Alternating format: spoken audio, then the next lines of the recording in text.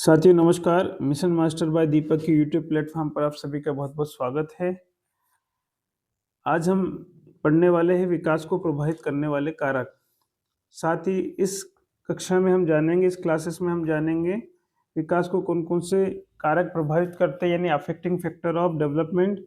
साथ ही इसमें विकास के आयाम को भी हम समझने वाले हैं कि विकास के कौन कौन से आयाम होते हैं। तो चलिए शुरू करते हैं। विकास को प्रभावित करने वाले कारक, आइए देख लेते हैं चाइल्ड डेवलपमेंट में बालक के विकास को कौन कौन से कारक प्रभावित कर सकते हैं। सबसे पहले हम इसकी भूमिका में देख लेते हैं कि क्या है कि बालक का जो विकास है एक समग्र प्रक्रिया है, यानी सर्वांगीण विकास में आता है बालक का विकास। विकास एक सर्वांगीण प्रक्रिया हमने पढ़ा है। आइए देखते क्या है। बालक का विकास केवल जन्म से ही नहीं शुरू होता, यह एक जटिल प्रक्रिया है। सीटेट में कई बार इस प्रश्न को जिक्र किया गया है दोस्तों कि विकास कैसी प्रक्रिया है। तो हमने समझ लिया कि विकास क्या है, एक जटिल प्रक्रिया है। यह कई बार क्वेश्चन में पूछा गया है, एमपी टेट में या सीटेट में, कि विकास कैसी प्रक्रिया है। तो विकास एक जटिल प्रक्रिया है जो वंशानुक्रम और वातावरण और दैनिक अनुभवों के संयुक्त प्रभाव से चलती है। मतलब जिसपे वातावरण वंशानुक्रम दोनों के अनुभव का संयुक्त प्रभाव पड़ता है, दोनों का बराबर। हर बच्चा अद्वितीय होता है, यानी अलग अलग होता है। हर एक बच्चे की अलग अलग क्वालिटी होती है और उसका विकास भी विभिन्न कारकों द्वारा प्रभावित होता है। अलग अलग कारक का असर बच्चे के विकास पर पड़ता है। इन कारकों को समझना माता पिता, शिक्षकों, समाज के लिए बेहतर जरूरी है ताकि हम बच्चों को सही मार्गदर्शन दे सकें।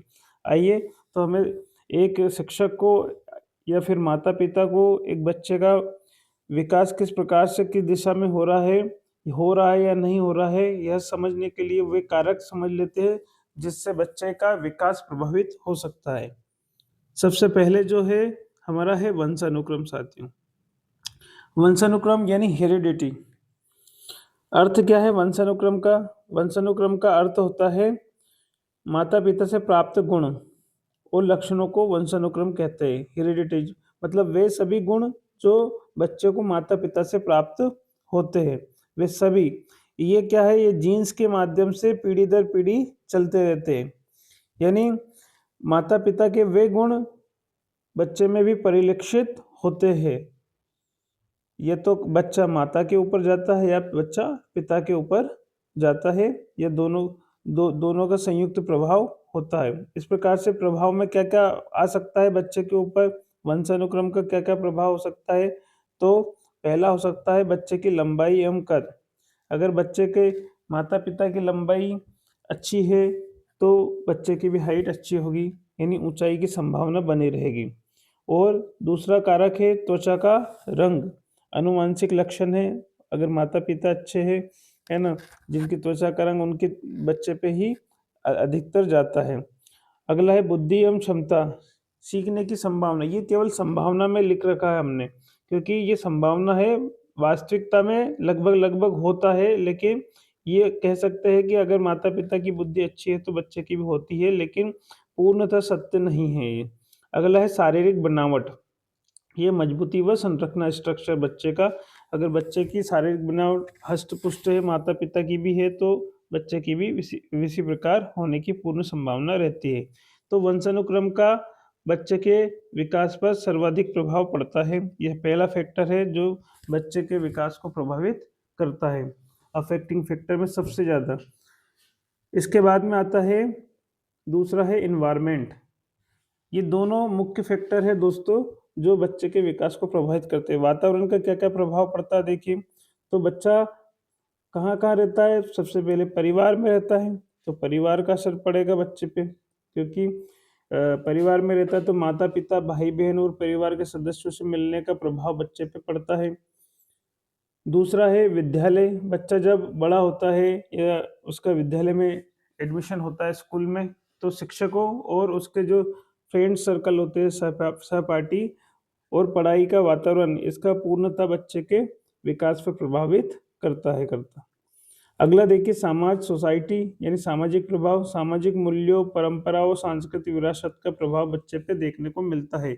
जो भी समाज में बच्चा देखता है, सीखता है, जो भी संस्कृति, जो भी परंपराएं हैं, उन सबको अवलोकन करता है और उसका विकास बच्चे पे, उसका प्रभाव बच्चे पे परिलक्षित होता है। अगला है मित्र समूह यानी फ्रेंड सर्कल। इसमें साथियों और दोस्तों के साथ संबंधों का प्रभाव बच्चे के विकास पर पड़ता है। तो ये वातावरण के अंतर्गत आते हैं।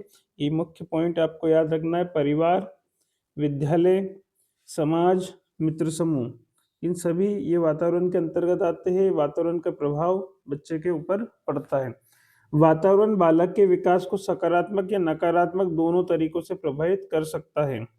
दोनों तरीके से, अगर वातावरण अच्छा है तो बच्चे के विकास पर सकारात्मक प्रभाव पड़ेगा, और अगर बच्चे के आसपास का वातावरण नेगेटिव है, नकारात्मक है, तो बच्चे पर उसका नकारात्मक प्रभाव पड़ेगा। एक स्नेहिल समर्थक वातावरण बच्चे के सर्वांगीण विकास में महत्वपूर्ण भूमिका निभाता है। यानी बच्चे को एक अच्छा वातावरण मिल रहा है तो उसका सर्वांगीण विकास संभव है। दूसरा मुख्य कारक हो गया है। अब इसके अलावा और भी कौन कौन से फैक्टर है जो बच्चे के विकास को प्रभावित कर सकते हैं। तो देखिए, पहला है मुख्य प्रभावित करने वाले कारकों में ये दो मेन थे, उसके बाद में ये इनका मुख्य प्रभाव पड़ सकता है न्यूट्रिशंस का, यानी पोषण। बच्चे के विकास को पोषण प्रभावित कर सकता है। अगर बच्चे को उसकी डाइट के अकॉर्डिंग समय समय पे भोजन मिल रहा है, खाना मिल रहा है, तो इसका मतलब उसका विकास अच्छे से होगा। उसका शारीरिक जो विकास है अच्छे से होने लगेगा। शारीरिक विकास के लिए आवश्यक पोषक तत्व मिल रहे हैं तो उसका विकास हो रहा है। मानसिक विकास में सोचने की क्षमता बढ़ेगी। रोग प्रतिरोधक क्षमता का विकास हो जाएगा अगर उसको न्यूट्रिशन समय समय पर मिलते रहे। कुपोषण से विकास बाधित हो जाता है। अगर न्यूट्रिशन बच्चे को नहीं मिले दोस्तों, ये दो न्यूट्रिशन या पोषण बच्चे को पर्याप्त मात्रा में नहीं मिले, तो फिर बच्चे का क्या होगा, बच्चा कुपोषण का शिकार हो जाएगा। तो कुपोषण से विकास बाधित हो सकता है, बच्चे का विकास रुक सकता है। इसलिए न्यूट्रिशन का होना भी जरूरी है। तो पोषण भी विकास को प्रभावित करता है, बालक के विकास को। अगला है एजुकेशन, शिक्षा और लर्निंग, यानी एजुकेशन एंड लर्निंग। विद्यालय शिक्षा की गुणवत्ता, अगर विद्यालय अच्छा है, उसमें अच्छी एजुकेशन मिल रही है, तो वो भी बच्चे के विकास को प्रभावित करेगा। शिक्षक का व्यवहार और दृष्टिकोण, अगर बच्चे के विद्यालय में शिक्षक अच्छे हैं और अच्छी एजुकेशन दे रहे हैं, उनका व्यवहार बच्चों के प्रति बहुत अच्छा है, तो संभवतः पूरी तरीके से बच्चा विद्यालय जाने के लिए उत्सुकता बनी रहेगी उसकी। तो शिक्षक का व्यवहार बच्चे को बहुत प्रभावित करता है। अगर किसी विद्यालय के शिक्षक अच्छे नहीं हैं तो बच्चा विद्यालय जाने से रिझता है। तो शिक्षक का व्यवहार और दृष्टिकोण भी मुख्य प्रभाव डाल सकता है बच्चे के। अगला है सीखने के उपलब्ध अवसर।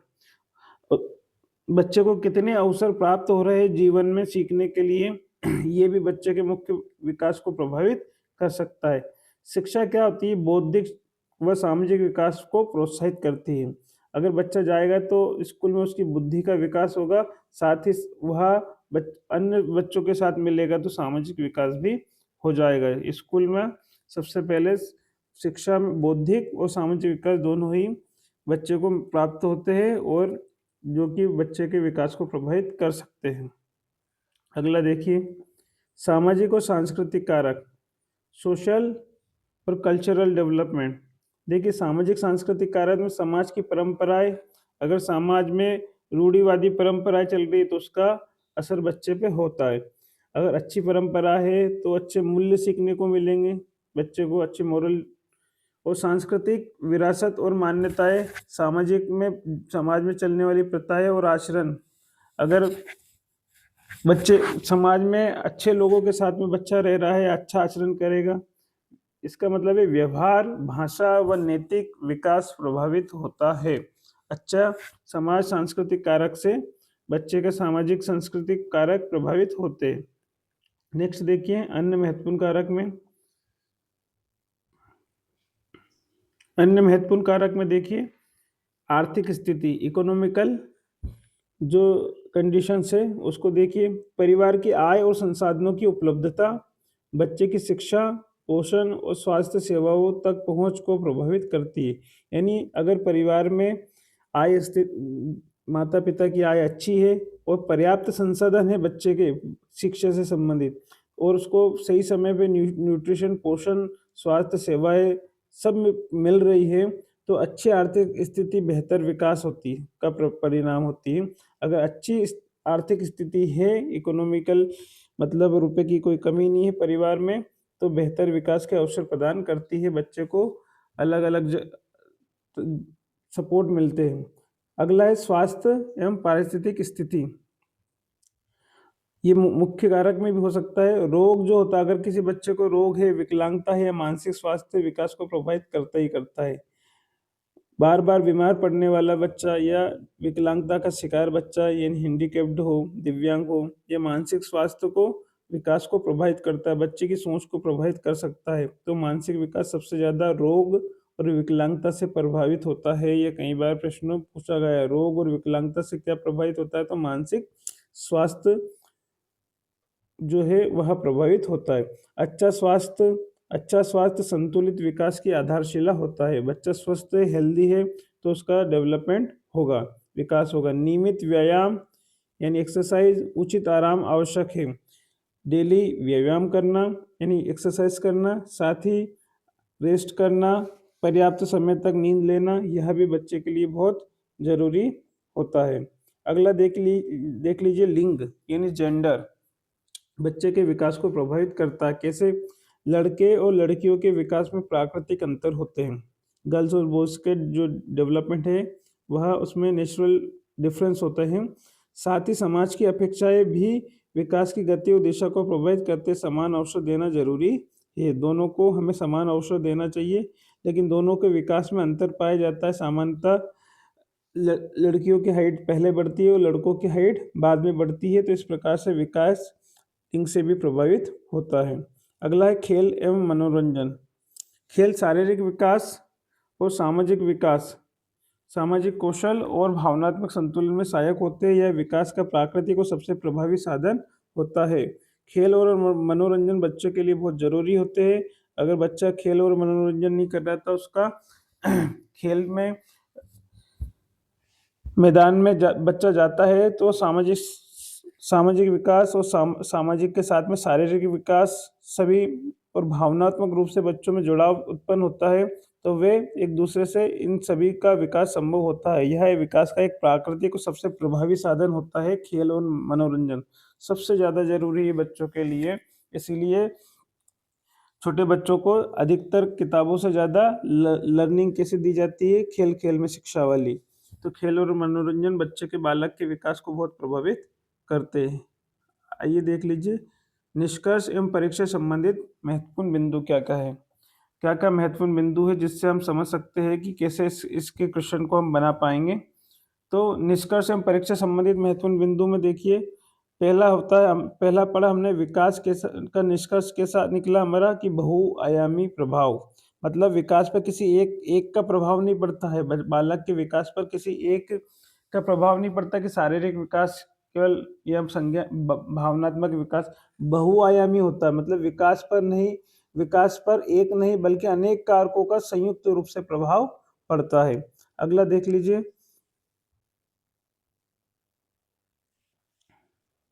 प्रमुख कारक क्या है। हमने आज समझे प्रमुख कारक क्या है। बच्चे के बालक के विकास को प्रभावित करने वाले प्रमुख कारक वंशानुक्रम और वातावरण हैं।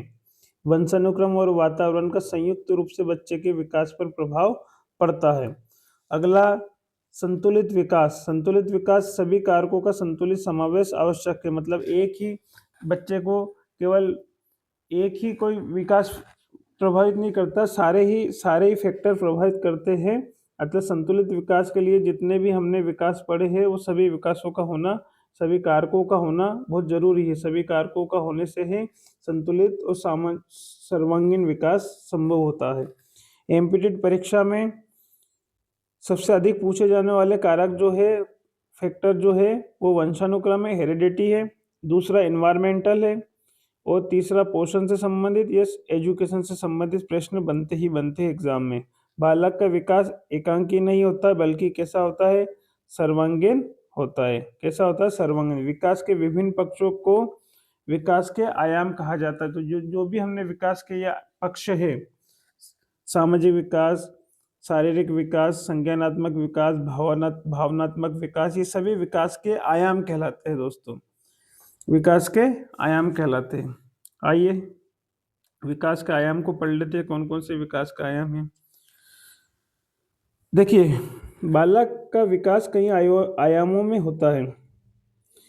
ये आयाम एक दूसरे से जुड़े होते हैं और संतुलित विकास के लिए सभी का ध्यान रखना आवश्यक है। पहला आयाम होता है शारीरिक विकास। शारीरिक विकास शरीर की संरचना एवं क्रियाओं का विकास, जैसे लंबाई व वजन में वृद्धि, मांसपेशियों का विकास, शारीरिक संतुलन एवं समन्वय, हड्डियों की मजबूती। यानी हमने पढ़ा था शारीरिक विकास मतलब ये सीधा सा संबंध इसका वृद्धि से है ना। विकास के आयाम में सबसे पहला आयाम है शारीरिक विकास। शारीरिक विकास जिसका संबंध केवल वजन और लंबाई से, मांसपेशियों से यानी वृद्धि से है। अगला देखिए, दूसरा विकास होता है मानसिक बौद्धिक विकास, यानी मेंटल और इंटेलेक्चुअल डेवलपमेंट। अर्थ क्या है इसका? बच्चा जब सोचने लग जाता है, समझने लग जाता है, एक तर्क करने की क्षमता का बच्चे में विकास हो जाता है, इसका मतलब उसका मानसिक विकास हो रहा है। इसमें क्या होता है? स्मरण शक्ति का विकास होने लगता है बच्चे का, कल्पना एवं रचनात्मकता आ जाती है, समस्या समाधान की क्षमता बच्चे में विकसित हो जाती है और तार्किक सोच यानी वह लॉजिक लगाने लगता है। यानी इसका सीधा संबंध ज्ञान से है। मानसिक बौद्धिक विकास मतलब बच्चे में ऐसी बुद्धि आ गई है जिससे वह सभी समस्याओं का समाधान करने में सक्षम हो गया है। अगला है भावनात्मक विकास। अर्थ क्या होगा? भावनाओं की पहचान, अभिव्यक्ति व नियंत्रण का विकास। मतलब वह बच्चा समझ जाता है कि भय, प्रेम और क्रोध इनकी समझ हो सकती है। बट किसी भी चेहरे को देख करके उसमें भय है कि प्रेम है कि क्रोध की भावना है, चेहरे को देखकर भाप लेना, यानी भावनात्मक विकास का विकास हो गया उसमें। अगला है आत्मनियंत्रण की क्षमता और आत्मविश्वास का विकास और संवेदनशीलता, ये भावनात्मक विकास के अंतर्गत आते हैं दोस्तों। ये तीसरा आयाम है विकास का। पहला शारीरिक, दूसरा मानसिक और तीसरा भावनात्मक विकास। भावनात्मक विकास का मतलब है भावनाओं को समझना, यानी भय, क्रोध, घृणा, ईर्ष्या, इन सब की समझ बच्चे में विकसित हो जाती है, तो भावनात्मक विकास आ जाता है उसमें बच्चे में। अगला देखिए सामाजिक विकास। सामाजिक विकास, सामाजिक विकास में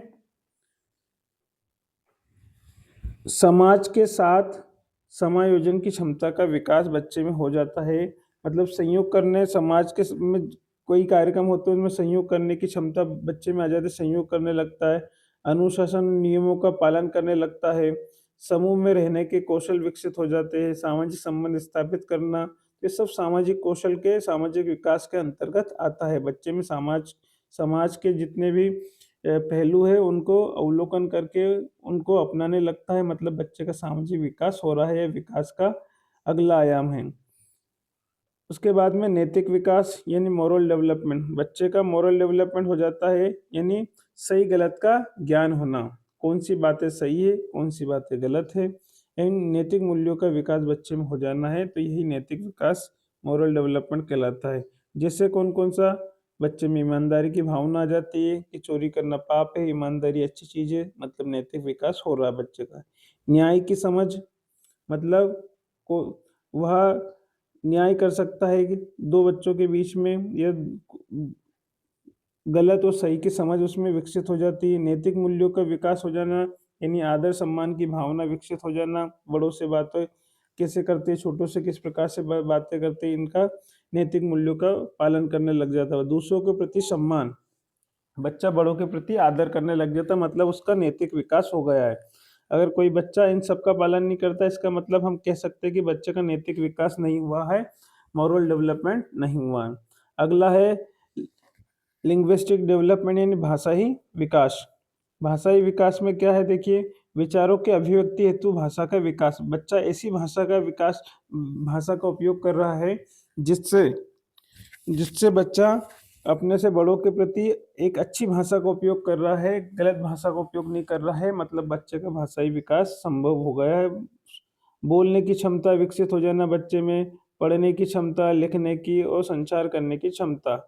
यानी हम कह सकते हैं LSRW जो भाषा के कौशल होते हैं, सभी कौशल में बच्चा दक्ष हो गया है।